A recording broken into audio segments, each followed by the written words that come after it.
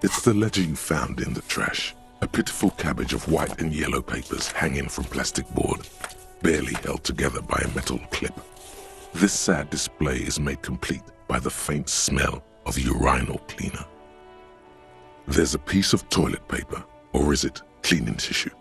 No, it's toilet paper, desperately sticking to the back of the blue plastic clipboard.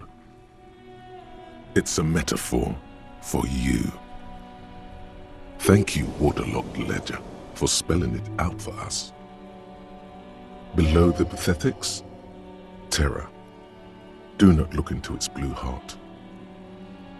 It's just toilet paper sticking to the back of the plastic clipboard. You can take it off if you want.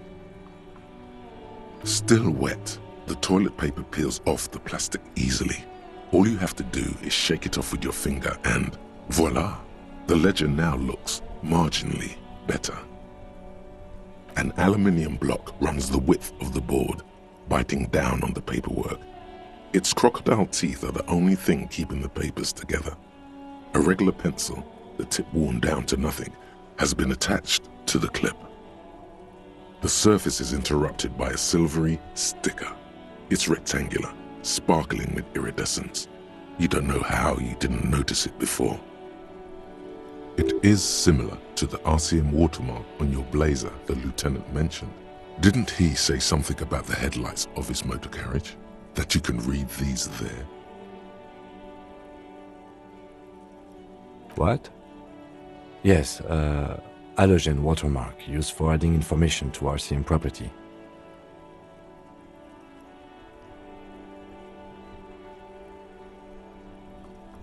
It depends. Aside from an anti-counterfeiting stamp, mine has my station number and address.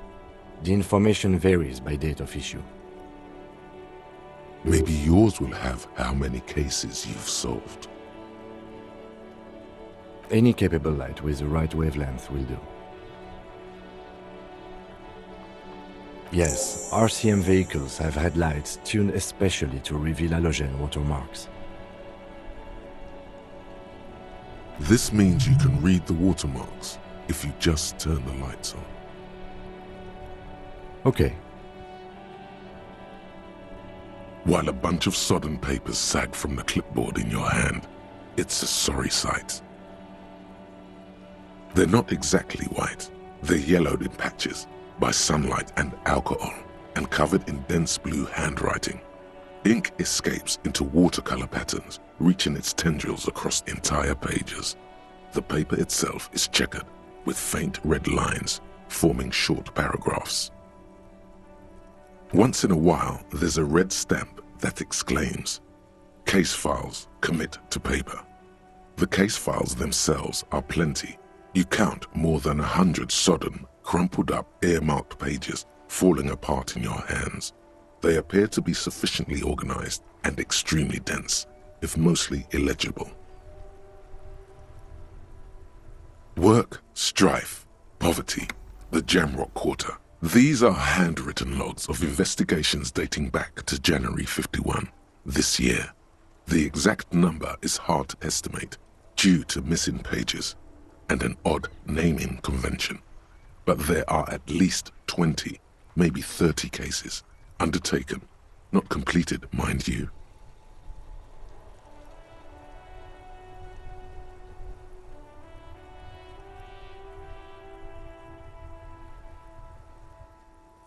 It's inornate, nearly illegible, yet marching in orderly lines. Pedagogical somehow, brash. It must be yours for you to be able to read it. These are the lines of someone who has written by hand a lot and has developed a style only they themselves, or you yourself, can decipher. Your hand cramps up merely looking at the scribbles drawn as by some magnet to the red checkered margins, fast but always straight.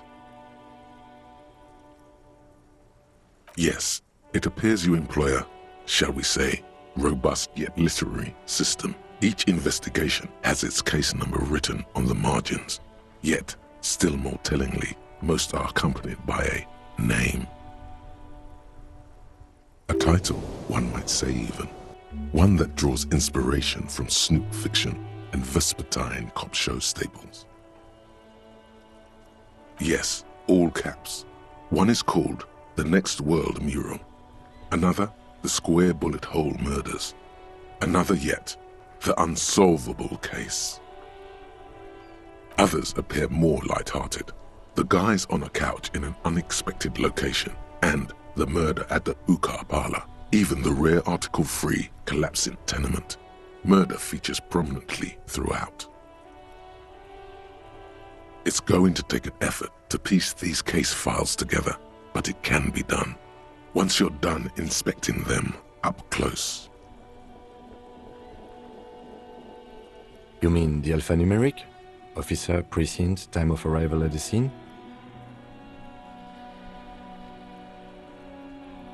Oh, you mean the titular?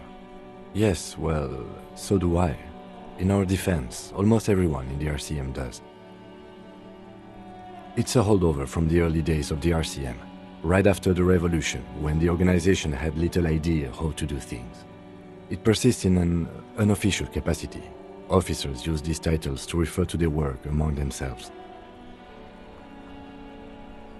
Again, in your defense, I seem to have named one the man with the hole in his head. That was a real person. His death was real. Still, I named it that, to amuse myself. I pray his loved ones never find out. Rail spiked through the head. He died. It was a workplace accident.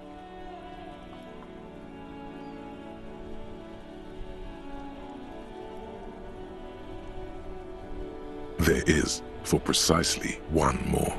15 pages near the end remain untouched by the damage. The checkered grid forms a structure of passages, breaking the case into subtasks to accomplish. Once all the tasks are accomplished, the case is complete. Sadly, the ledger only comes with an old, worn-down lead pencil. It's unfitting of this monumental event. The ledger only comes with an old, worn-down lead pencil. It will do, barely. But the lieutenant looks at his blue notebook. 2 fat, shiny pens hang from the binder, like large caliber bullets on an ammo belt. He is not really saying anything, just standing there, looking at them.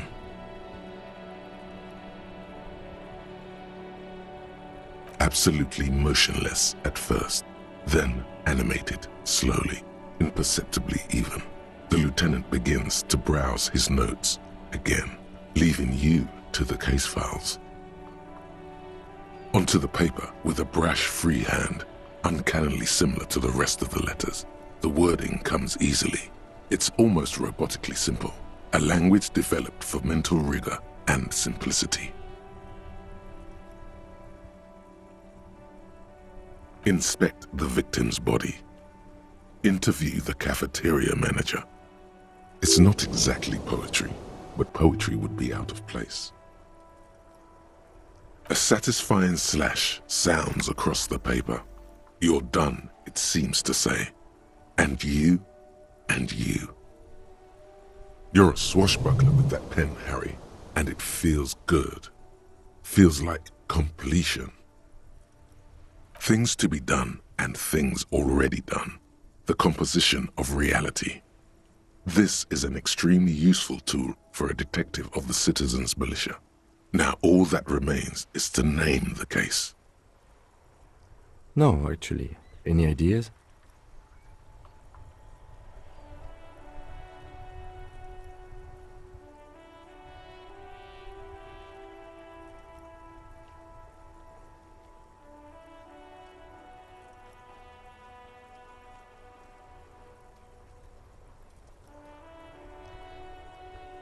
Great. That's great. That's actually what I was thinking too. The Hanged Man. Good, strong name. We have a very good name for the case now. I'm going to start calling it the Hanged Man. It's good we sorted this out. You don't exactly close them, so much as distance yourself from the smelly papers. They're a little further from your nose now. Yes, you can piece them together using the alphanumeric code on the margin. It always begins with HDB41, then date of initialization and time of arrival on the scene, followed by the title. For example, HDB 41120111700, the next world mural. Why yes, your precinct number is 41. Every last alphanumeric in the files begins with it, and these are your case files. It's safe to say HDB are your initials.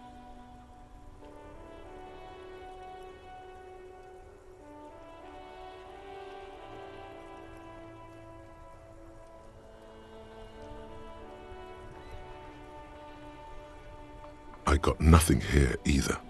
Logic really isn't the best faculty to have this conversation with, but it's the one you got. So sorry. Yeah, we're staying out of this business for now.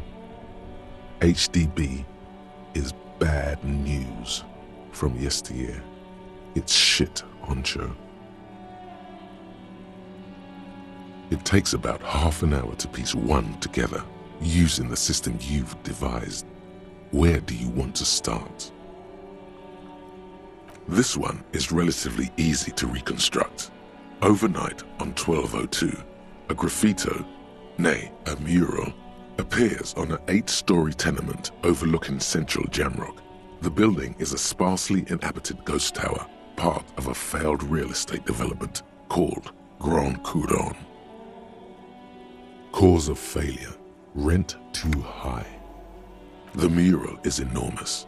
2 silhouettes, a man and a woman, are kissing. The text cut into their form reads, "True love is possible only in the next world. For new people, it is too late for us. Wreak havoc on the middle class." People call it that thing and that fucking thing. It's visible for miles. In 2 days, the station's complaints desk gets clogged with requests to remove the bummer. You and your partner are assigned to the case. The graffito crew is easy to track down. Only the bell lectures have the literage of industrial paint to cover the surface. One of the graffito artists is rumored to be rich. They take responsibility for the execution, but not the design. The ideologue of the next world mural, as the crew calls it, remains an unknown.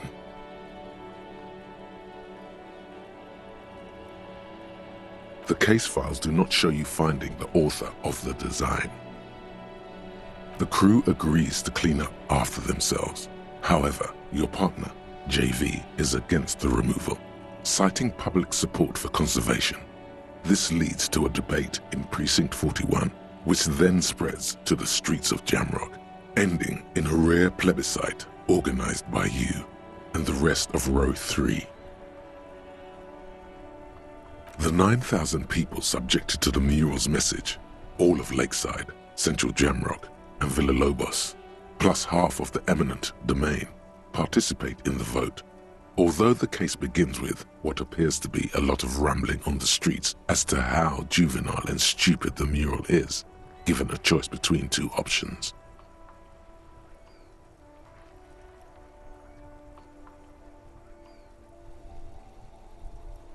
A staggering 78% of voters choose to keep it. Turns out the opposition were a loud minority, and that love truly is possible in the next world for new people, and it is too late for us.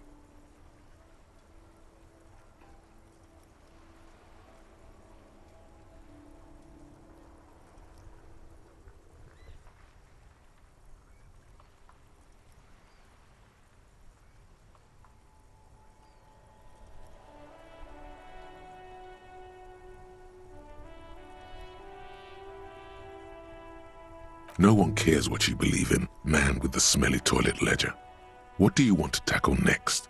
Or are we done?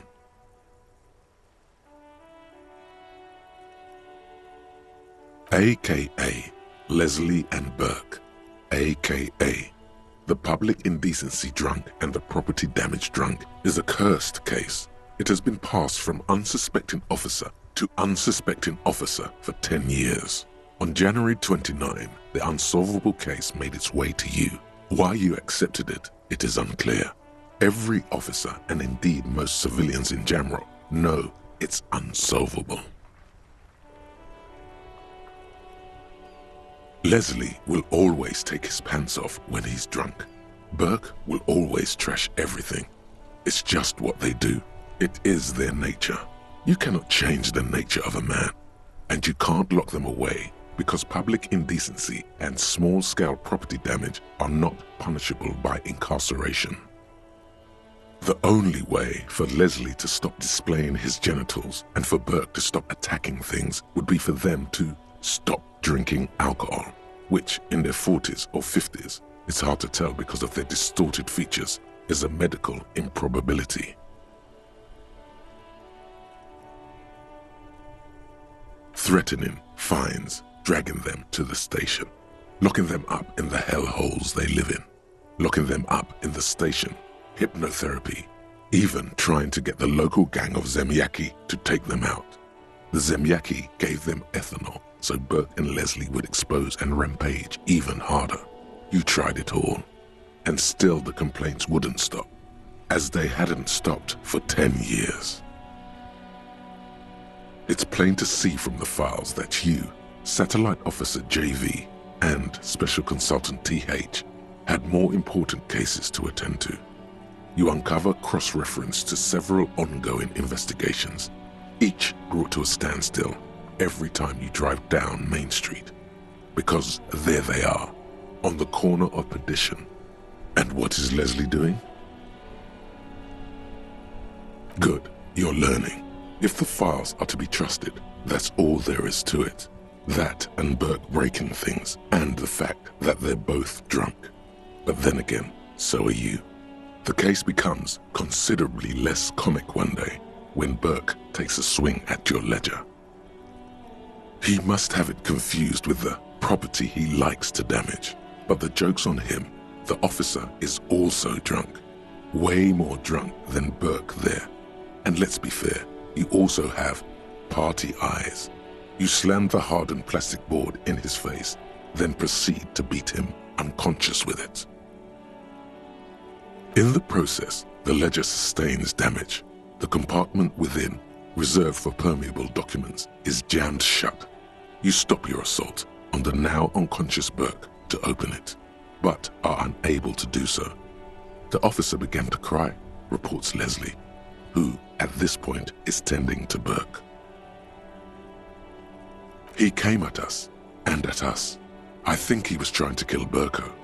While trying to kill Burko, you slowly come around. The permeables compartment is open. You've smashed it open on poor Burko's kneecaps. The good news is, Burke can't walk anymore. Can't get out of his apartment, an invalid. With Burke to tend to, Leslie cuts back on the indecent exposure. Maybe he flashes his genitals to Burke, who knows, but both drunks are off the street. The complaints stop. The unsolvable case is solved. Which is also why the officer responsible narrowly escapes a disciplinary hearing. The end. Do you want to read another one? It would be very interesting to read about these, wouldn't it? I mean, there seems to be a square-shaped entry wound in the victim's forehead. She's been sitting there for weeks on her rocking chair with a square hole in her skull, staring at the wall, her mouth agape. That's all you got. From the half hour you spent piecing it together, all you know is the entry wound was square-shaped. You never found the bullet.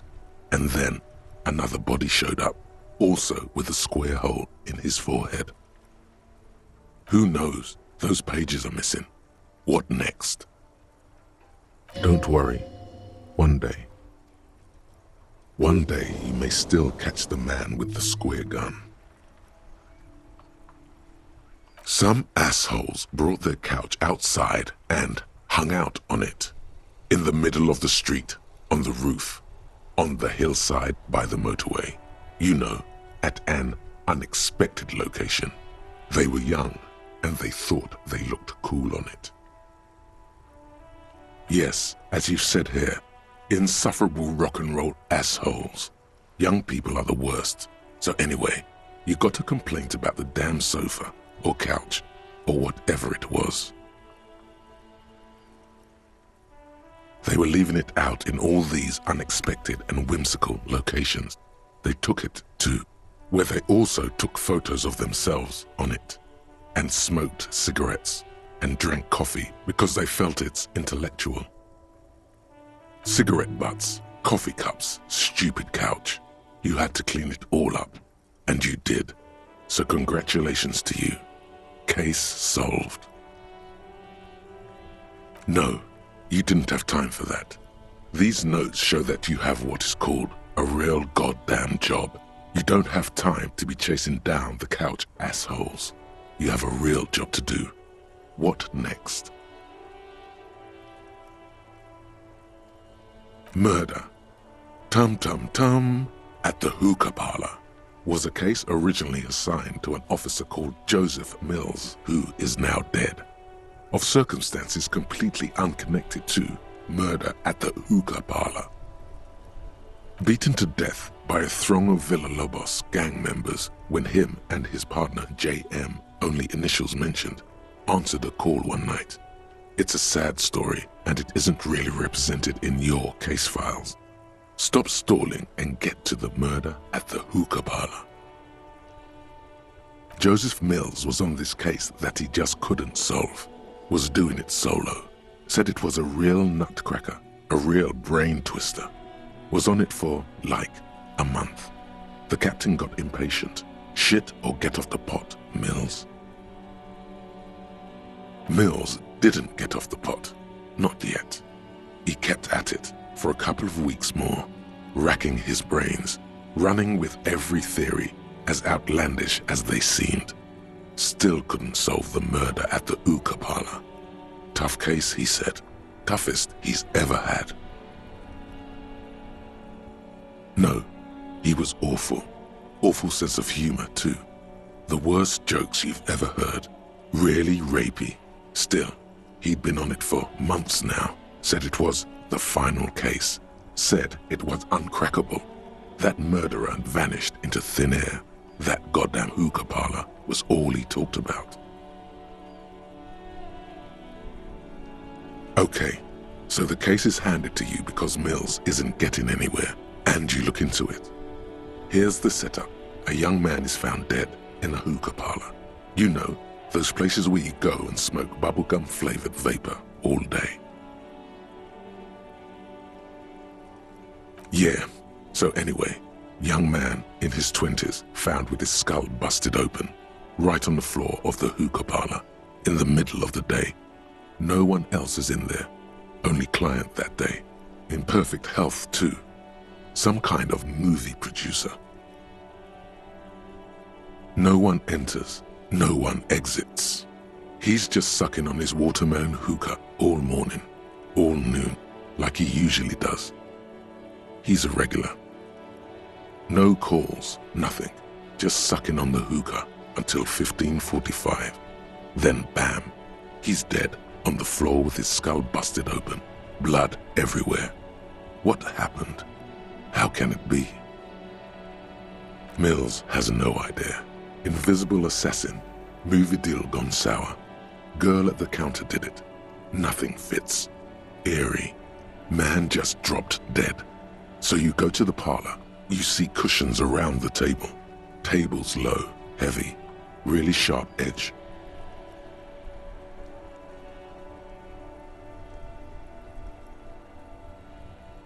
See? You can't even read the thing without solving it. Yeah, it was that. Turns out hookah does do something. It turns off your brain's oxygen supply, and you don't notice it until you get up to go to the bathroom. Yeah, he liked his hookah. Stephen was his name. Smoking hookah. Didn't you hear? I don't know. Trying to come up with a movie script, maybe. Anyway, that was Murder at the Hookah Parlor. Joseph Mills wasn't a good detective, and about 30 minutes has passed piecing it together. Next. Not much has changed in the meanwhile. A bunch of sodden papers still sags from the clipboard. In the back, you see thin, translucent copy paper. Some neon yellow, some bright red, all covered in boxes, like marching armies. These look like official forms, waiting to be filled out. Then rip them from the binder and hand them out, according to type of form. 3. The topmost are misconduct fines, the middle ones are station calls, and the bottommost are field autopsy forms. Each is easy enough to make sense of. You don't have to be an intellectual giant to do police work. A monetary penalization ranging from 20 to 250 real. Severe cases allow for 1,000 real, but that requires special paperwork. The details of issuing these fines are spread out over the rest of the fields. But they appear pleasantly vague. These are quite sinister in tone. They give a date and time for the person to appear at the specified precinct police station. Below the call are the criminal charges you risk by not appearing. A dozen pages of thin copy paper, bright red in color. You see the parameters of a deceased human form waiting to be filled in. Age, sex, condition of internal organs. Yes, all that remains now is to fill those forms and hand them to people. Fines for wrongdoers, interview requests for bad guys, and field autopsies to dead guys. The rest of the stinking cellulose is much worse for wear. Being sandwiched between the board and the rest of the paperwork must have spared the fragile copier paper. It's made of dark blue plastic, hard enough to beat someone to submission with. The edges are rounded, however. The U4 size board feels thick and heavy in your hand. Light shimmers on its wet surface. On the back you see the embossed letters, RCM. Blue. The blue heart. Don't look into it. Something rattles inside, ever so lightly. Is there a hidden compartment? Permeables. It's not hidden per se. The compartment is made for permeable materials that would get damaged if something happened to it. The plastic shimmers like lapis lazuli, but it is not see-through. You cannot see to its center. With your hands, U4-sized pages hang from the clip screwed to the top of the board.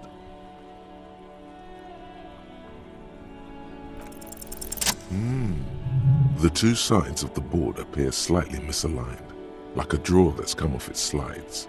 If you bend the plastic on your knee slowly, the slides snap back into place.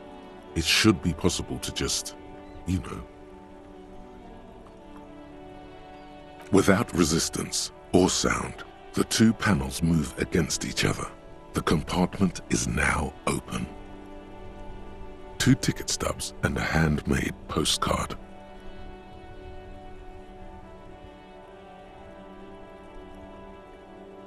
Two octopuses are smiling, reaching their tentacles toward each other in the colored pencil drawings.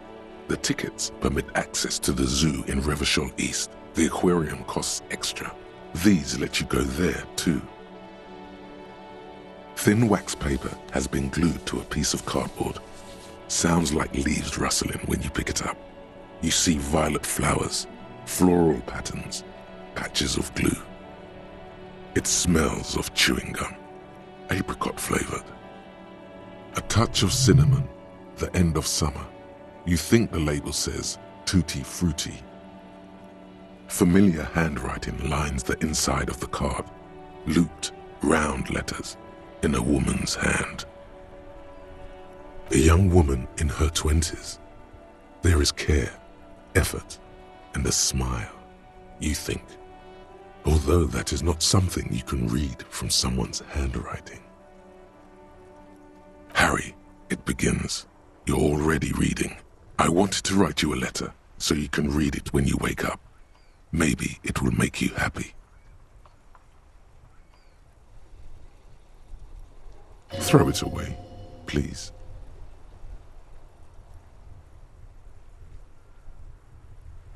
A merciful wind blows in from the Bay of Revachol, dusting the ground at your feet and raising newspapers far away.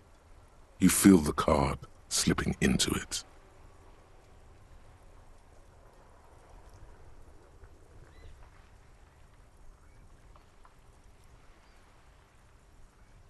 Frisson covers your entire body, a feeling of cold, a persistent chill.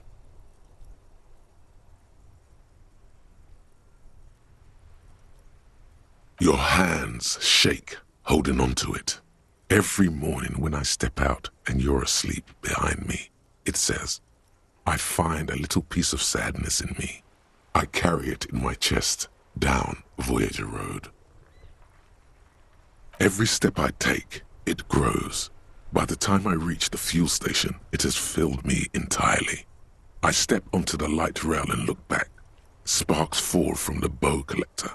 I know it will be like this until late afternoon, when I get off the 42 and walk back to you. You. Every step I take will get lighter. It almost makes me run. Sometimes I do. I can't believe I met you. I can't believe the happiness I feel with you. You have a vast, vast soul, and I will always, always, always come back to it. Kisses, kisses, kisses. You feel the air sucked out of your lungs and the blood sucked out of your head. Everything around you gets dark. Small white dots appear. Sparks fall like snow from the bow collector, a streetcar distancing. You feel the ledger slip from your hand.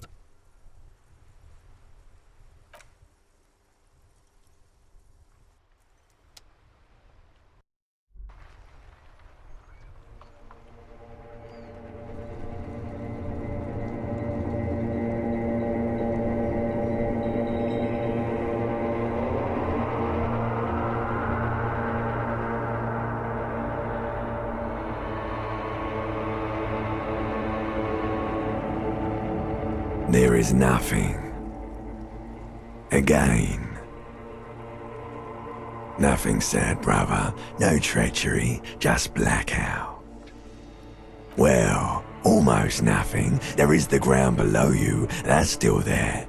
And the small light that's on, fluttering, somewhere in the basal ganglia. That's me. Blue eyes, that's me. Is it? The world is gone. You are no longer reacting to outward stimuli, yet still. A bitter, caustic sense of loss remains. Even in the darkness, great sorrows slip in the water. Slimy. The cool when you're dead, brother. Here in the paleo-mammalian cortex, we call it the shadow. Because it's always there.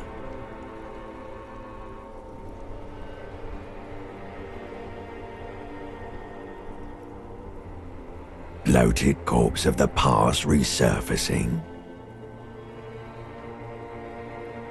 Beautiful. Believe me, stupid ape, its lack of beauty was not the problem. There is no Voyager Road. There are no roads, no houses, no lights in the windows. It's all on pause. Yeah, man. What was that about? You think they would let you? Until you disintegrate into biomolecules? No. Someone is breathing on your face now, inspecting your pupils, stupid idiot. Yes, they're pouring something on you. It's in you. And It's delicious. Glowing lights on a dashboard emerge out of nothingness.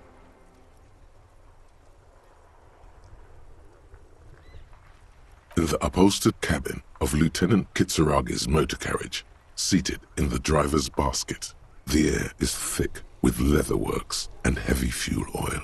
Cold water runs down your chin. Drink. Water. The water is cold, silvery, the stuff of life itself as it pours down your parched throat. The pounding in your head recedes. The darkness parts. Drink. You haven't drunk water in 2 days. Did you know the human body is not made to survive on alcohol alone? You need a secondary form of hydration. With greedy gulps, you down half a liter of cold water. Some of it spills on the driver's seat. The lieutenant pays no heed to it. What happened?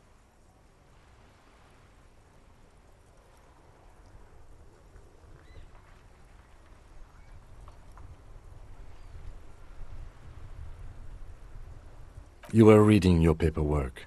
Then you passed out. I carried you to my kinema to take you to a hospital. Then you came to. 10 minutes, maybe.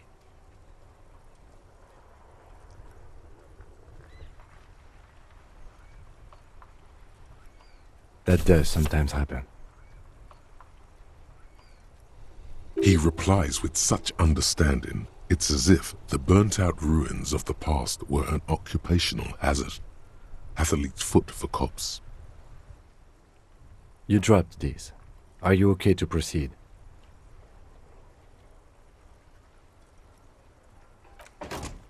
Good.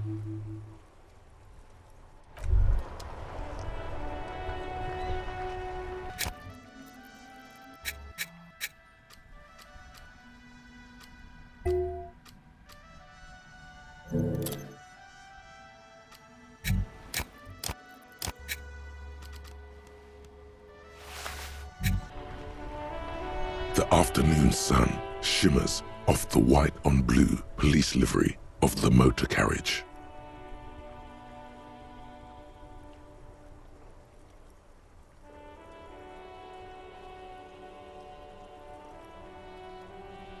Do something important?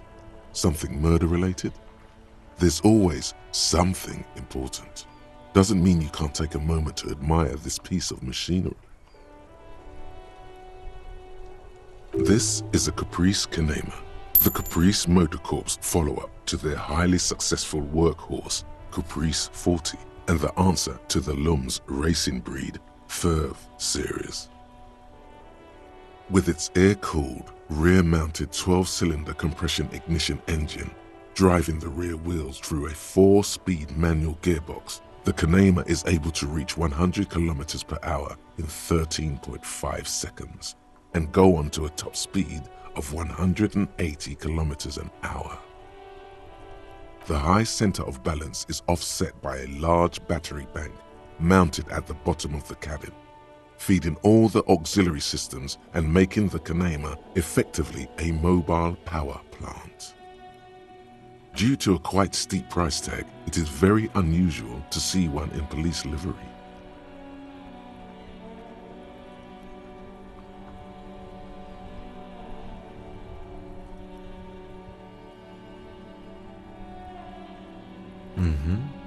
You want to take a closer look? 130. I reckon that's a 7-liter V12 there. Man, that's got to be a major advancement over the KR18GU engine on the old Caprice 40.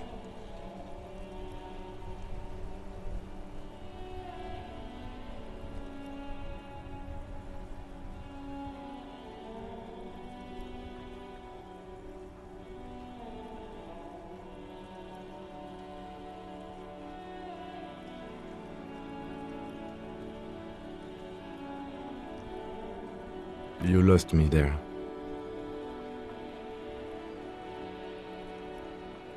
The kinema is fast.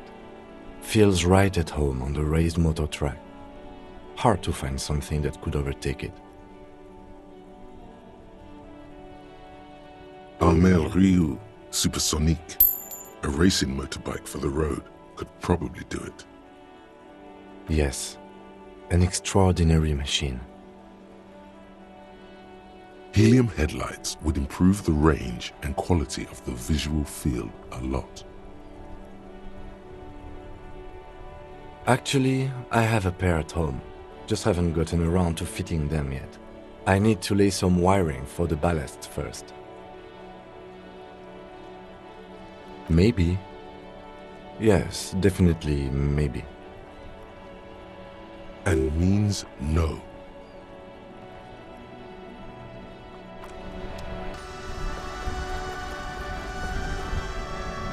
Inside, you see a set of steering levers, a radio microphone, a pull-out toolbox, and the soft glow of the fuel preheater gauge. All right. Ready? I turn, you press start. It's next to the preheater. The dashboard lights up with orange glow. The rounds per minute gauge jumps, and the engine of the Caprice Kinema comes to life with a whiny growl. Like a leopard waking from its sleep, yawning and roaring at the same time. The lights unfold with a little click, casting electrical light onto the ground before the vehicle. There you go. I'll turn them off from the remote once you're done. We just need to stand in front of the machine now.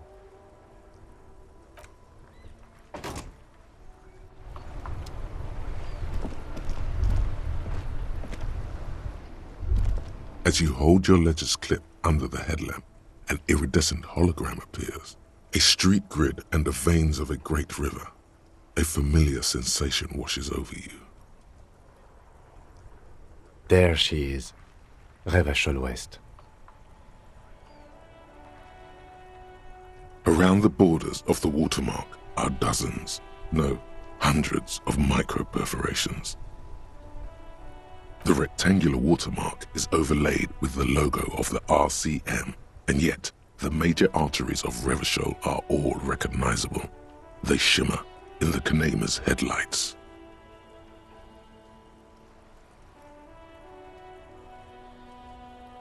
Let me see. Right here.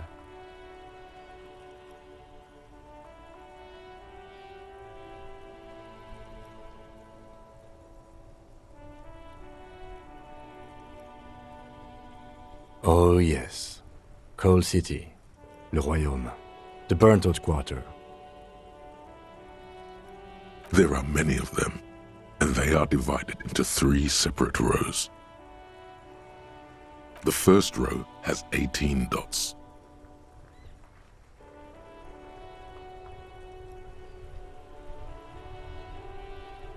The next is the longest. It runs all the way around the border, and then some. There are so many, it's hard to count.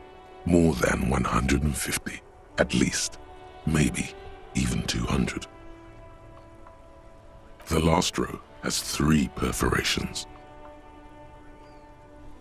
That's it.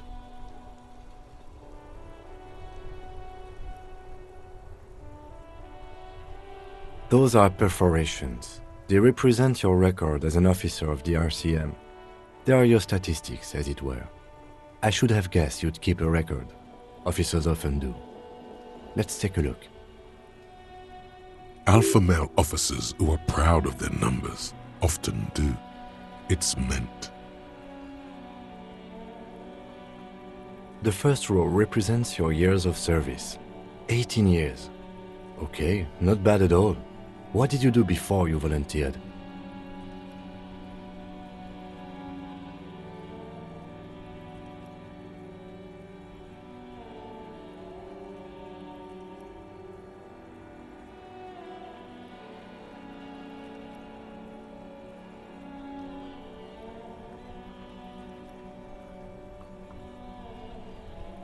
That's what it says.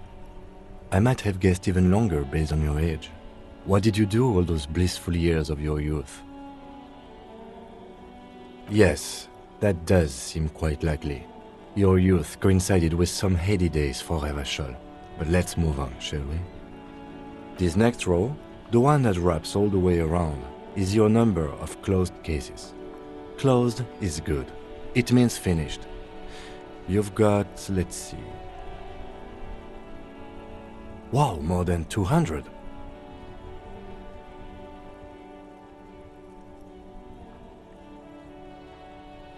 It's quite a lot, even for someone who's been on the force for nearly 2 decades. Usually, clearing more than 10 cases a year puts you in the 90th percentile of all RCM officers.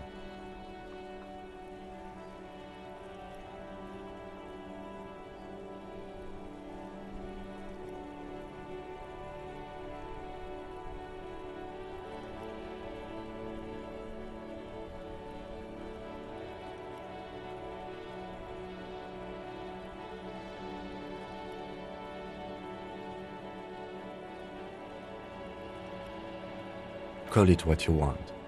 You are a valuable member of your precinct. Now, let's look at the last row. Right. Those are your confirmed kills. You've got precisely 3 perforations there.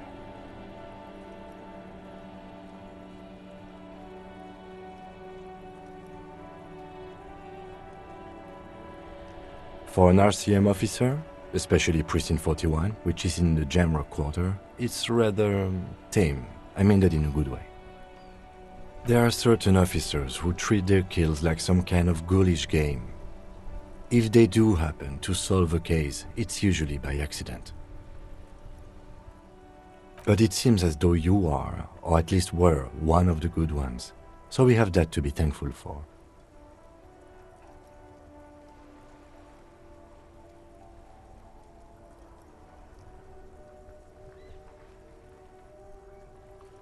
Yes.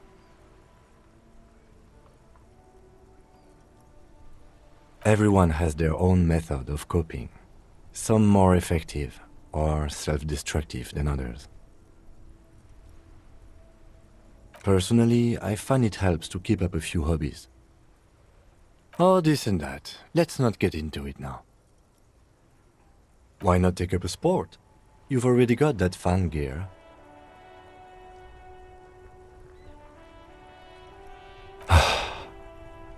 If you want to pour out the booze you've been carrying around on duty, I'm certainly not going to stop you. A dark pool of cheap wine appears at your feet. It shimmers in the lights of the Kanema.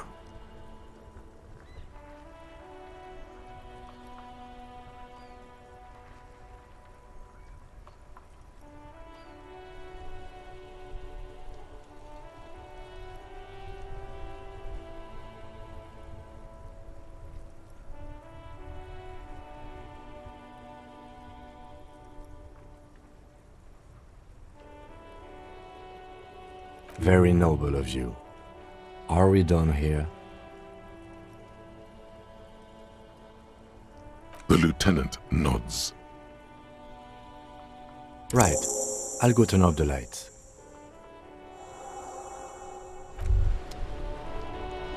As you turn, a bright light catches your eye, making you squint.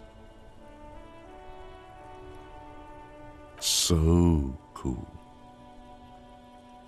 From a distant sunset, a stage light, flash photography, nowhere in particular. It's just what superstar law officers do. They squint at lights and they solve shit.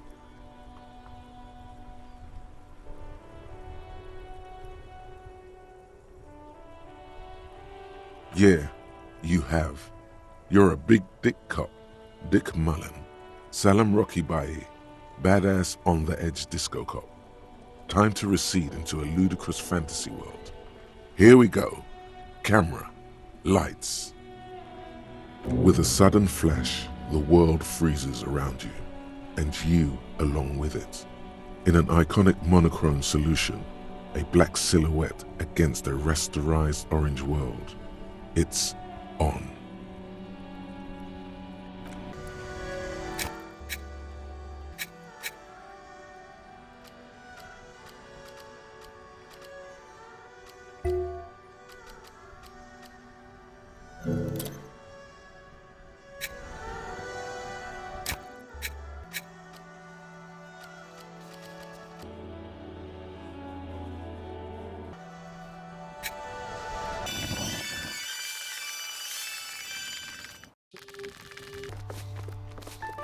Give me a moment.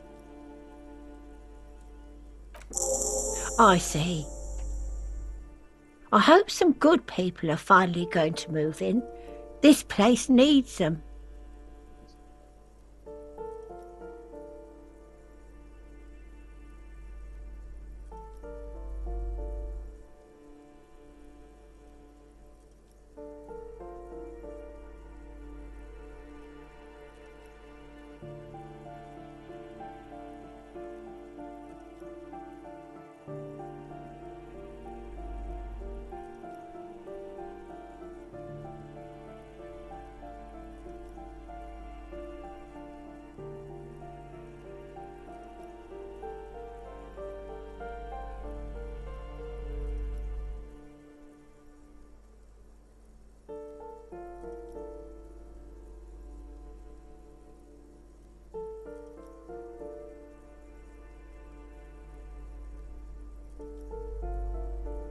Yes, well,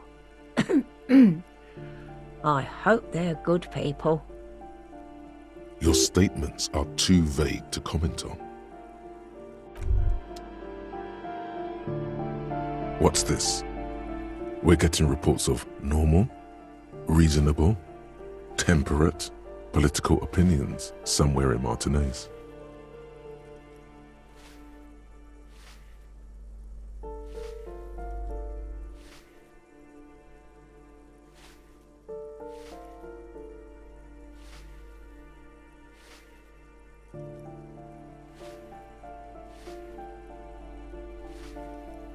The air suddenly feels calmer, more transparent in a strangely tender way.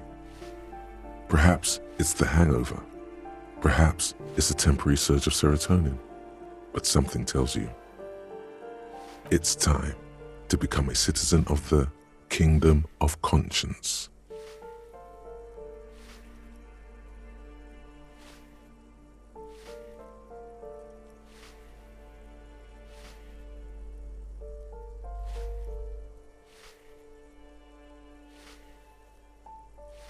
It is not a place. It is a moment in time that can only arise in the right circumstances. In all of human history, it's only been achieved a handful of times. Incrementally. History's greatest catastrophes have been brought about by people trying to make the world a better place too quickly. That's the genius of Dolores Day. She recognized that progress is meaningless if its gains are lost because of instability. Real, lasting change can only come about gradually, increment by increment.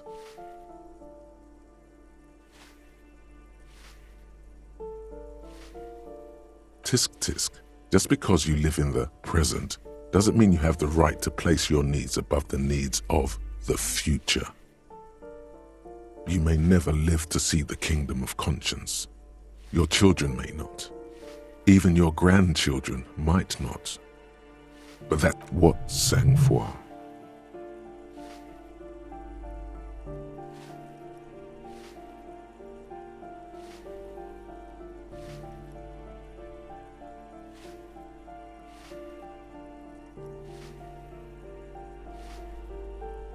Do you believe the status quo is preferable to chaos and bloodshed? Then you've never lived through real chaos. Sometimes, in the face of great disaster, defending the status quo is progress. The kingdom is difficult to comprehend and even more difficult to describe.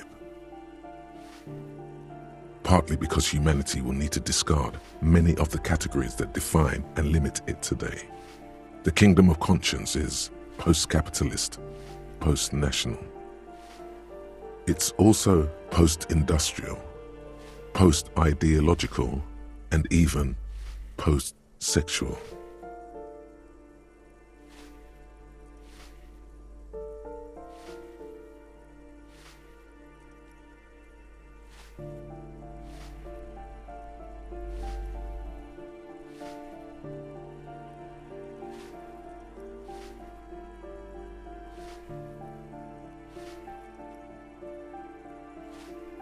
Slow down, Mr. Reasonable.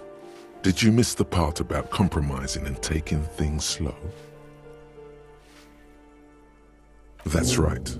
Remember, real democracy is just around the corner for Revachol. When that real democracy kicks in, a long time from now, we are all going to be so much happier.